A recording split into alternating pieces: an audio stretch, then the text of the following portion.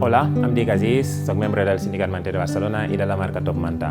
Fa pocs dies ens ha arribat una ordre d'assetjament al nostre local on estem fent totes les activitats socials, activitats que haurien de fer les institucions, perquè nosaltres el que estem fent és ajudar les persones més vulnerables d'aquest país. I això, com no ho estan fent ells, doncs haurien de donar-nos suport i garantitzar tot el que estem fent perquè és una millora pel nostre barri, per la nostra societat. Ara mateix estem formant aquí les persones donant-los classes de llengua, com també de patronatge i confecció, i també és un lloc on les persones venen a buscar aliments, a dutxar-se, a dormir. Aquí hi ha persones que estan dormint també.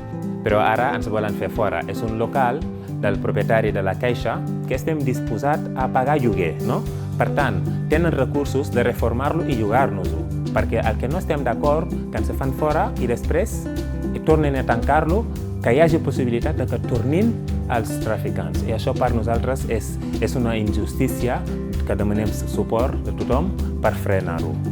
Agraïm tot el suport que estem rebent des de tot arreu i que entre tots aconseguirem construir una societat més justa. Moltíssimes gràcies.